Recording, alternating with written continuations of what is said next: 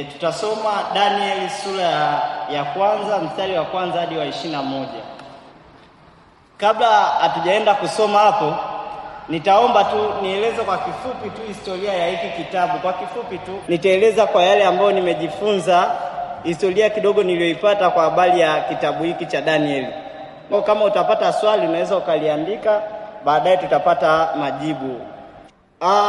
Kitabu hiki cha Danieli kimegawanyika katika sehemu kuu mbili, ambazo sehemu ya kwanza inaeleza habari ya historia ya maisha ya wana wa Israeli walivyopelekwa, namna walivyopelekwa Babeli baada ya kufika kule Babeli, lakini kinaeleza habari ya maisha ya utawala wa Babeli wa Nebukadreza, na inaeleza na habari za Belshaza kuanzia sura ya kwanza hadi sura ya 6.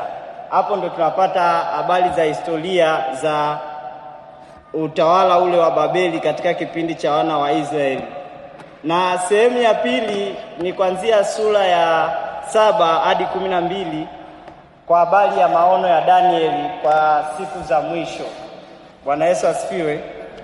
Kwa habari ya maono ya Danieli kwa siku za mwisho ndo kitabu kinalenga hapo kwenye hizo sehemu mbili. Kwa kinagusia habari ya hizo historia, maisha ya nyuma, maisha ya huo utawala wakati wana wa Israeli wako Babeli na ufalme wao na matukio mbalimbali yaliyokuwa yakitokea. Na baadaye tunamwona Danieli akieleza maono ambayo alikuwa akiyaona kuanzia sura ya 7 mstari wa 7 hadi wa 12. Na mhusika mkuu wa hiki kitabu ni Danieli. Ndio maana unaona kila sehemu anatajwa Danieli. Yeye ndo mhusika mkuu. Bwana asifiwe. Na Danieli huyu yeye alizaliwa mwaka wa 620 kabla ya Kristo. Na wakati anachukuliwa kwenda uhamishoni alikuwa na umri wa miaka 15. Bwana asifiwe. Hiyo itatusaidia pale tutakapokuwa tukichambua kwenye hii sura ya kwanza baadhi ya vitu kuweza kuona na kuelewa. Bwana Yesu asifiwe. Lakini pia kulingana na jinsi ambavyo mimi nilivyosoma kwenye habari ya kwenye vitabu huko nilipokuwa napitia, inaeleza kwamba inawezekana kitabu hiki kiliandikwa kati ya mwaka wa 536 mpaka mwaka wa 500 kabla ya Yesu Kristo. Bwana Yesu asifiwe. Haleluya. Usipate sana shida kukalili ama miaka na nini. Sio ya muhimu sana, lakini tu nakutazamisha tu kwa namna na jinsi ambavyo ni asikupe shida sana. Pointi yetu kubwa iko kwenye hii Danieli 1:21 hadi 21. Bwana asifiwe. Kwa hiyo hii miaka isikupe shida sana. Na hii uhamisho kwa wana wa Israeli ulitokea kwa awamu 3, ambako hii awamu ya kwanza ndo wao wakina Danieli walichukuliwa kwenye huo mwaka wa 606, lakini awamu ya pili kuna watu walihamishwa tena mwaka wa 597, ambapo mfalme Yoyakimu alikuwa ameasi sasa, amemwasi yule mfalme Nebukadreza, akawa anatafuta namna na jinsi ya yani hataki kufuata kile alichokuwa amemwelekeza.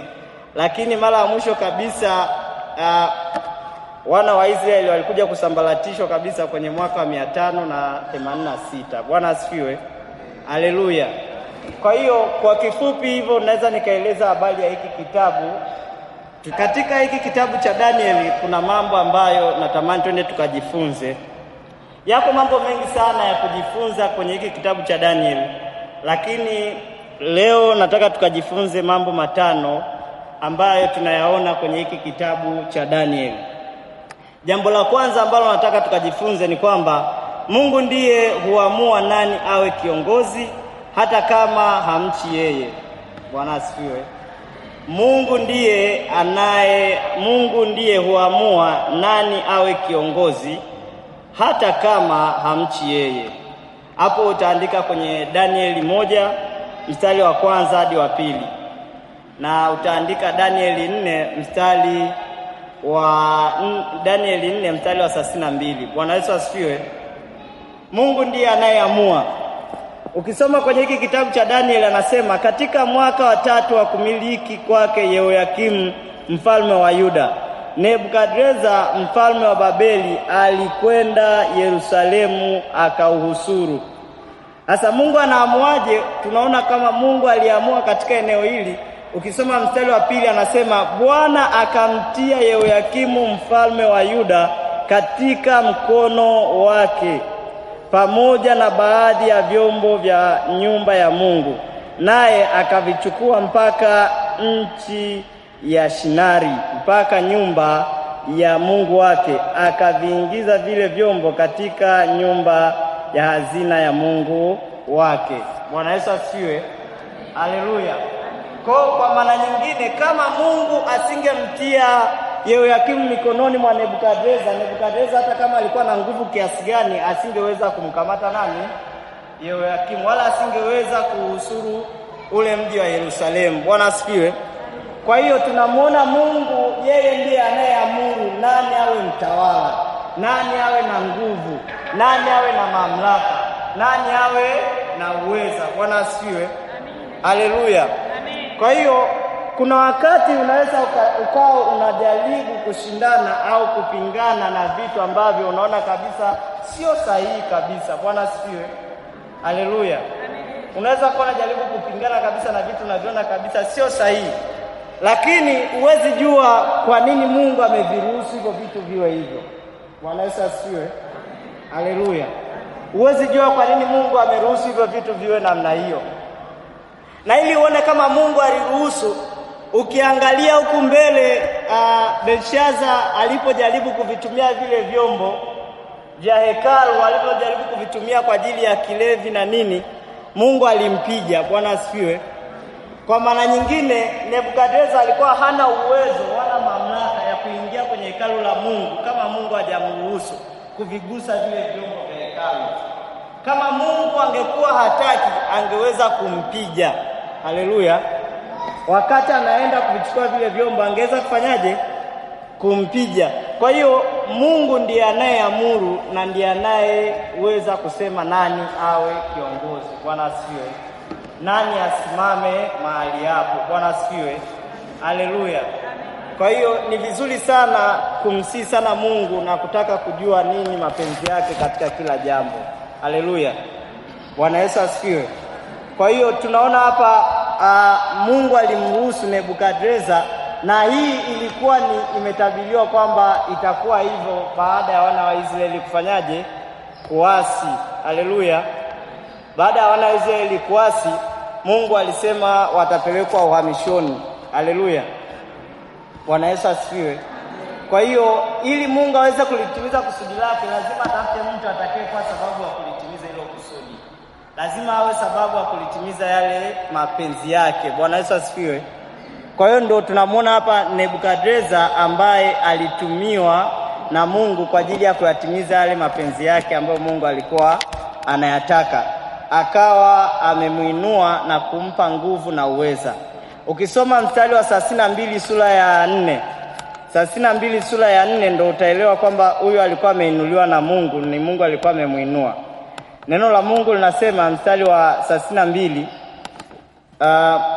nawe utafukuzwa mbali na wanadamu, na makao yako yatakuwa pamoja na wanyama wa kondeni. Utalishwa majani kama ng'ombe, na nyakati 7 zitapita juu yako, hata utakapojua ya kuwa aliye juu ndiye anayemiliki katika ufalme wa wanadamu, naye humpa atakaye awaye yote. Bwana Yesu asifiwe. Hapa Nebukadreza alivyoona kwamba amekuwa mfalme mwenye nguvu, mwenye uweza katika ulimwengu wote, akaanza kujiona kwamba yeye ni Mungu. Haleluya. Akaanza kujiona yeye kwamba ndio mtawala, hakuna Mungu kama yeye. Sasa Mungu alitaka kumuonyesha kwamba mimi ndiye niliyekupa huo uwezo wa kuwa hivyo ulivyo.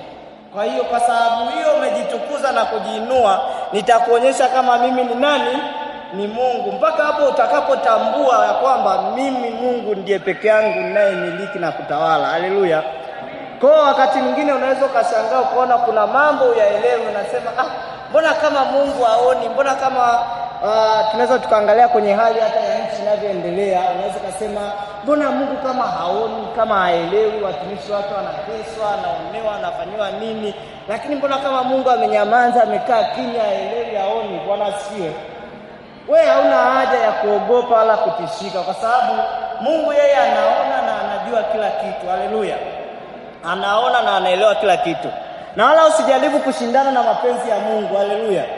Wewe kazi yako ni kuomba. Mimi nakumbuka kwenye kipindi hiki, hata kabla kipindi hiki hakijatokea cha hali ya vurugu, nilikaza sana kumsihi sana Mungu. Mungu akawa ameniambia hakikisha uegemee upande wowote.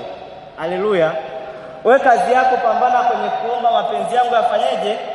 Yatimizwe. Bwana Yesu asifiwe. Kwa sababu wakati mwingine unaweza ukawa unasema huyu hivi, huyu hivi, lakini ukajikuta unapishana na mapenzi ya nani? Ya Mungu. Bwana Yesu asifiwe. Wewe muache Mungu atende kazi. Mwisho wa siku wakati wa Mungu utazihirisha nani ni sahihi na nani sio. Bwana Yesu asifiwe. Usitake kujionyesha kwamba na wewe ni mjuaji, na wewe ni mwamba, wakati mwamba yupo. Mwamba ni Mungu peke yake. Haleluya. Tunaona wakina Nebukadneza waliojionyesha wao ni miamba, Mungu aliwaonyesha namna na jinsi yeye alivyo mwamba. Haleluya. Kwa hiyo Mungu ndiye anayeamua nani awe kiongozi, hata kama hamchi yeye, hata kama hamchi Mungu, hata kama sio mtumishi wa Mungu, hata kama anamchukia Mungu, hata kama anamkufuru Mungu. Mungu ndiye anayeamua nani awe kiongozi. Na kwa nini anaamua? Anaamua kwa sababu ya kutaka kuyatimiza mapenzi yake. Haleluya. Bwana Yesu asifiwe. Lakini jambo lingine la kujifunza hapo kwenye hiki kitabu cha Danieli ni kwamba mamlaka au viongozi wanaweza kuamua maisha yetu tuishi kwa namna gani. Mamlaka au viongozi wanaweza kuamua tuishi kwa namna gani.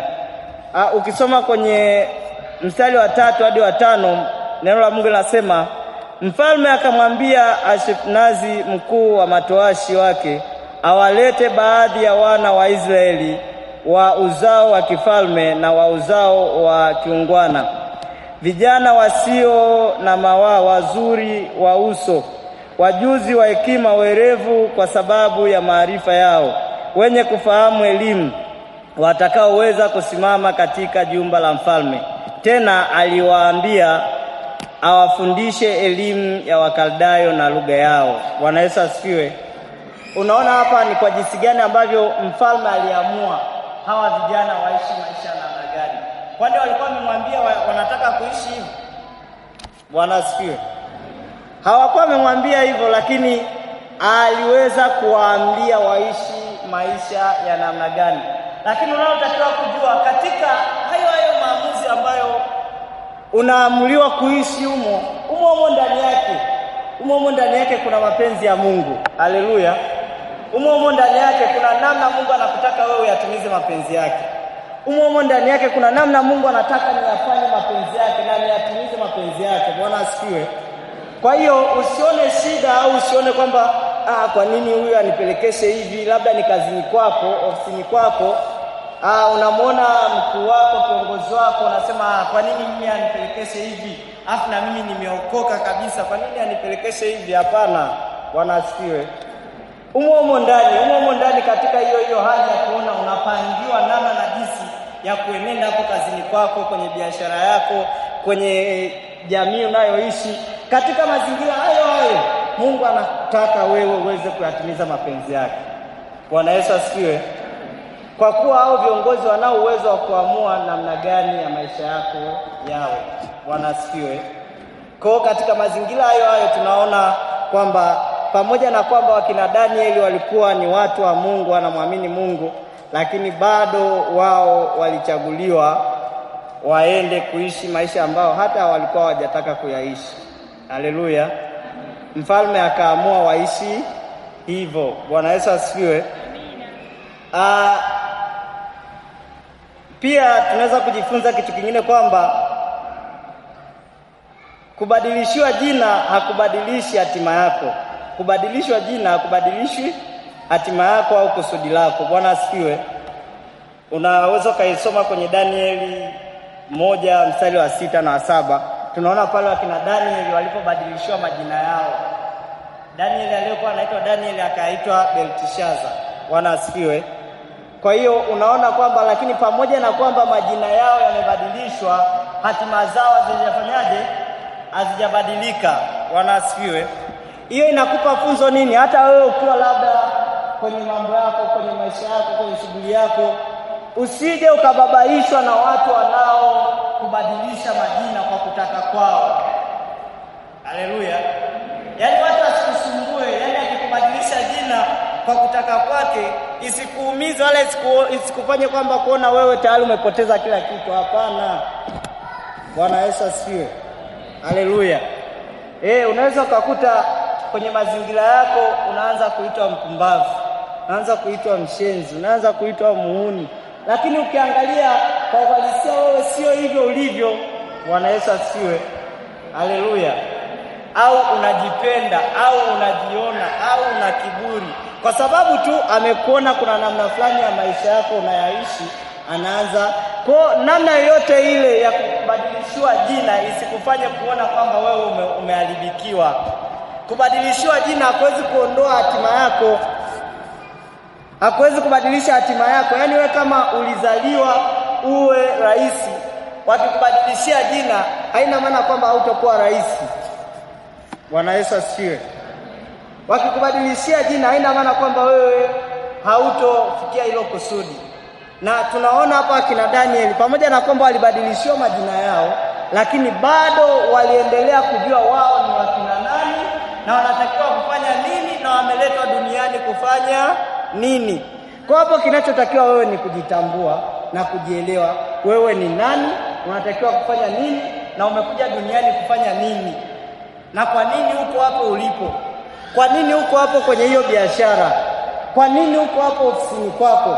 Kwa nini unaishi kwenye hiyo jamii unayoishi? Haleluya.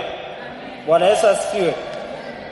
Yaani inatakiwa ujitambue na ujielewe. Kwa hiyo kubadilishiwa jina hakuwezi kubadili hatima yako wala kusudi lako.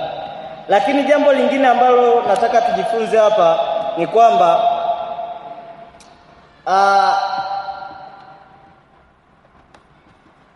inatakiwa kuweka wazi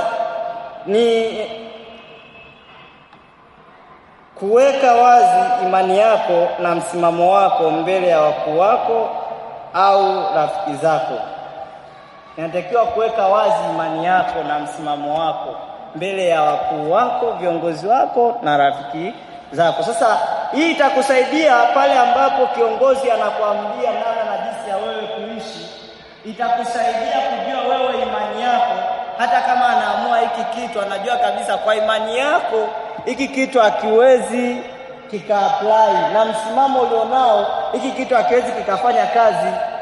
Kwa sababu tayari mwanzoni unajua mara nyingi sana watu wanabadilishwa tabia zao na mienendo yao kwa sababu wanapofika sehemu ya ugenini, sehemu mpya, mara nyingi sana wanaanza kujificha, hawataki kujionyesha wao ni nani.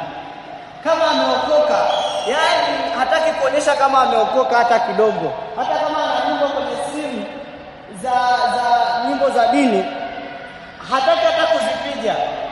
Bwana Yesu asifiwe. Wakati mwingine unaweza ukashangaa hata simu yake inalia, ikilia inatoa mlio wa nyimbo za dini. Anawahi kupokea ili watu wasisikie ile nyimbo. Bwana asifiwe. Haleluya.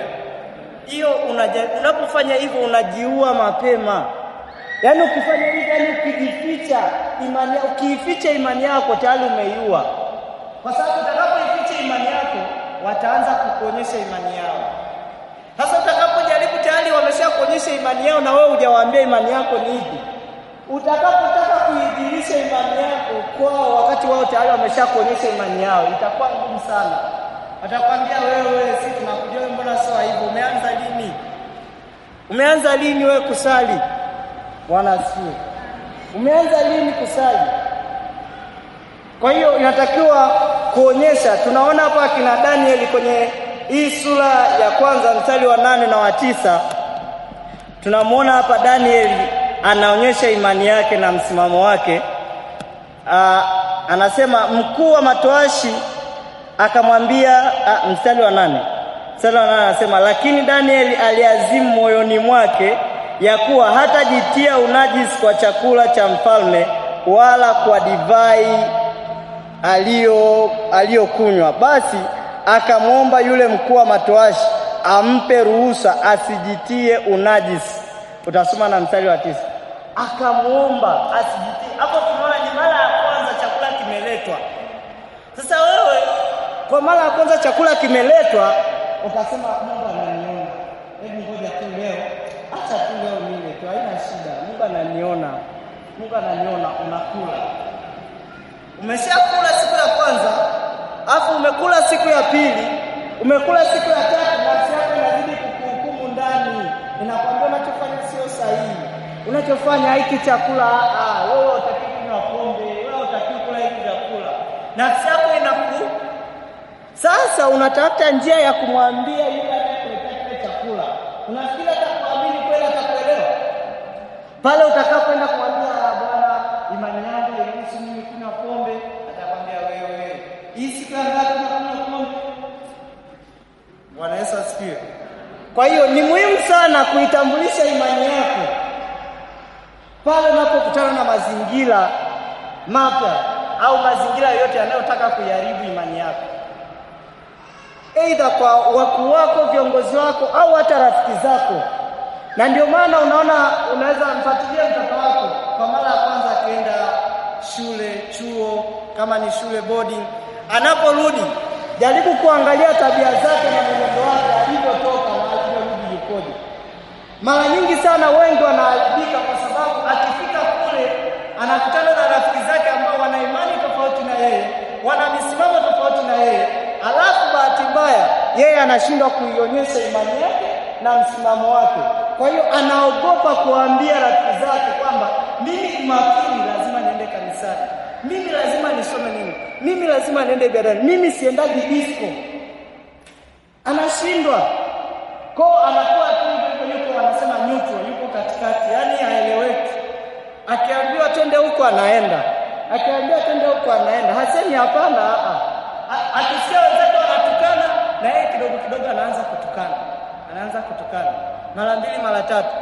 Ndio hapo unakuta baada ya siku chache ameshabadilika. Akirudi kutoka chuo, akirudi kutoka shule, anakuja ishakuwa tofauti. Muangalie, weka mchunguze. Atakaporudi likizo, kama kuna ambaye yuko shule, atakaporudi likizo muangalie alivyoondoka na alivyorudi, yuko vile vile.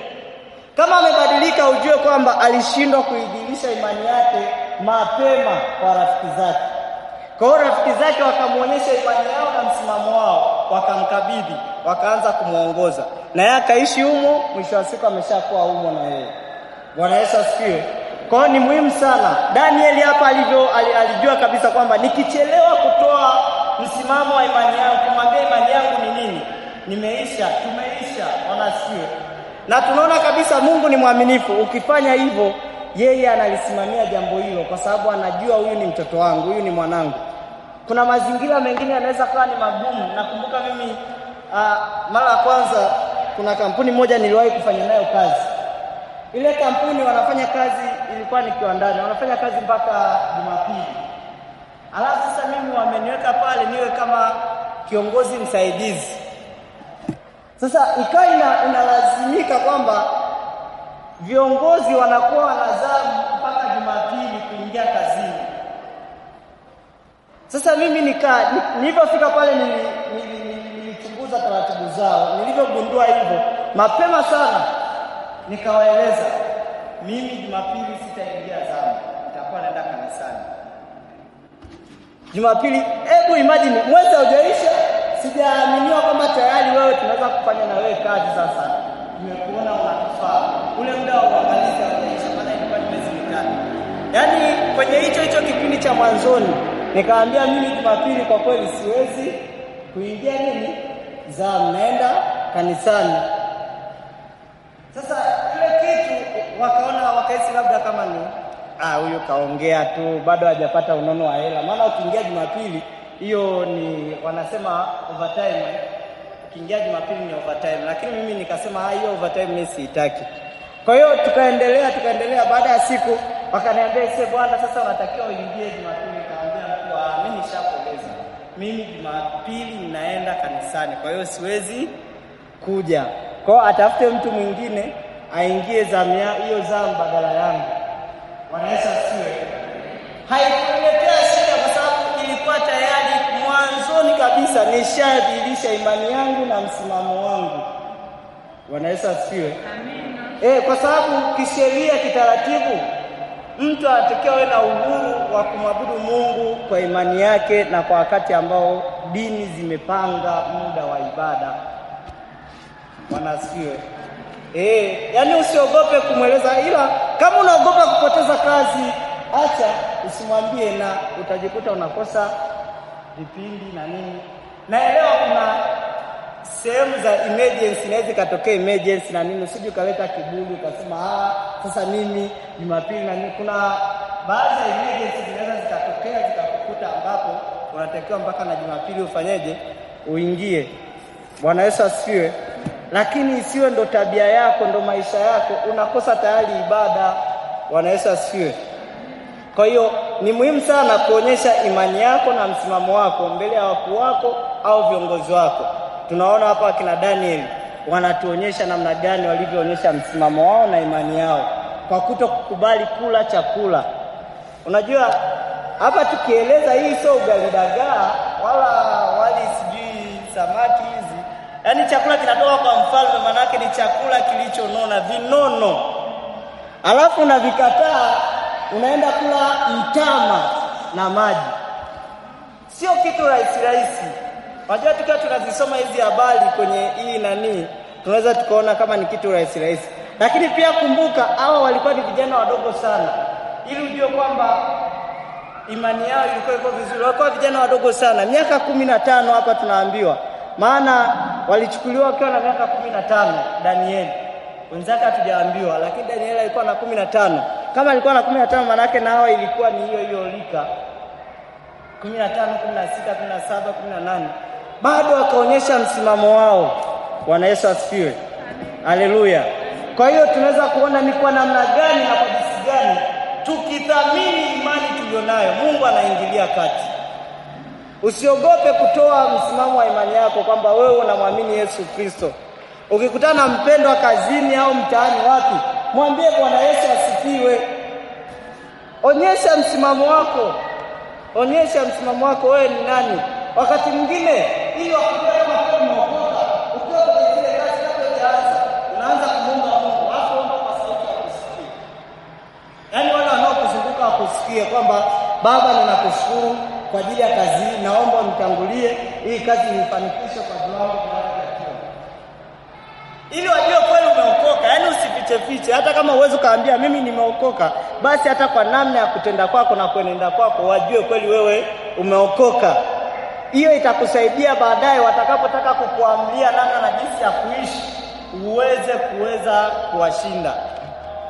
Bwana asifiwe. Iweze kukusaidia wewe katika mazingira hayo. Lakini jambo lingine ambalo nataka tujifunze hapa ili tuweze kupata dakika chache tuweze kusikiliza maswali. Jambo la 5, inawezekana kabisa kubaki waaminifu kwa Mungu hata wakati wa kipindi kigumu. Inawezekana kabisa hata wakati wa kipindi kigumu inawezekana tukaendelea kubaki kuwa waaminifu. Inawezekana kabisa. Hapa akina Daniel wanatuonyesha, ukianzia kwenye hiyo mstari wa kwanza, sura ya kwanza mstari wa 8 hadi wa 21. Unakutana na habari za kina Daniel, namna na jinsi walivyosimama kwa uaminifu pamoja na mazingira yale. Unajua ule ulikuwa ni mfungo wa miaka mitatu. Wanakula mtama na maji. Huo ni mfungo jamani. Au sio mfungo? Ni mimi peke yangu naona kama mfungo. Lakini bado tunaweza kuendelea kubaki kuwa waaminifu. Usije ukakubali mazingira yakaondoa uaminifu wako mbele za Mungu. Usije ukakubali. Na ndio maana tunaona ukisoma kwenye ile sura ya 2 Unaona namna na jinsi Mungu alivyoendelea kutenda kazi pamoja na kina Shadraka, Meshaki na Abednego. Kwenye sura ya 3 unaona namna na jinsi ambavyo Mungu anaendelea kuonekania. Ile sura ya 2 tunaona wakati wenye hekima wote wanataka kuuawa, hawa kina Danieli walikuwa hawajaitwa. Baada ya kugundua na wanataka kuuawa, wakina Danieli wakaitwa ili na wao wauawe. Lakini kwa jinsi walivyokuwa waaminifu mbele za Mungu, walienda kumuomba Mungu. Mungu akatetea na kuwapigania, akawaonyesha ile ndoto na tafsiri yake. Ukienda kwenye sura ya 3 pale tunakutana na akina Shadraka, Meshaki na Abednego. Wanalazimishwa kumwabudu Mungu ambaye alikuwa ametengenezwa, ile sanamu imetengenezwa na mfalme. Wanalazimishwa, lakini kwa sababu ya uaminifu wao wakakataa, wakasema hatuwezi tukakubali kumwasi Mungu. Pamoja na kwamba walikuwa ni viongozi, walikuwa na mamlaka, walikuwa na nini, walikuwa yani wao, unajua kuna mtu hapa sasa hivi anaweza akatishiwa kuachishwa kazi, akaambiwa sasa chagua tukuachishe kazi au mwache Mungu wako. Kuna mtu hapa anaweza akasema mimi achana na huyo Mungu, mimi naomba niendelee na kazi. Lakini waliwaona watu tukiwatishia bali ya kuwafukuza kazi, yani ni kama tumewafanyaje, yani kama tumempiga chula, wanasema chula teke, tumewaongezea mwendo, yani haiwatishi chochote. Wakaambia ili tuwatishe hawa ni moto. Lakini pamoja na hayo wao wakaendelea kusimama na uaminifu. Bwana Yesu asifiwe. Haleluya. Kwa hiyo inatakiwa tuendelee kuonyesha uaminifu hata katika kipindi kigumu, hata katika mazingira magumu, hata katika maeneo yote tunayokuwepo. Tunatakiwa tuendelee kuonyesha uaminifu. Na ukiendelea kusimama na uaminifu mbele za Mungu, Mungu hawezi kukuacha. Mungu lazima aingilie kati. Mungu lazima akupiganie. Bwana Yesu asifiwe. Biblia inatuambia tuwe waaminifu hata kufa. Sasa unaweza kusema sasa tukifa, sasa kama tukiwa waaminifu afu tukifa nini sasa? Ukiwa mwaminifu mpaka kufa unaenda kuurithi uzima wa milele. Haleluya. Unaonaje ukaacha uaminifu wako afu kaukosa uzima wa milele? Wapendwa, Yesu Kristo anarudi, tuko nyakati za mwisho. Tuwe waaminifu hata kufa. Kwa hiyo na inawezekana kuendelea kubaki mwaminifu hata katika kipindi kigumu, mazingira magumu, hali ngumu, hali mbaya. Inawezekana, sababu tumeshaona hapa kina Danieli walikuwa vijana wadogo sana. Hapa inakadiriwa yani hapa walikuwa ishamaliza sasa kwenye kile kipindi wanatoka kwenye tanuru la moto, walikuwa ishamaliza ile mafunzo na washaanza kazi na nini. Kwa hiyo walikuwa ni kwenye miaka 20 hapo, lakini bado walionyesha uaminifu mbele za Mungu. Bwana Yesu asifiwe. Mwenye swali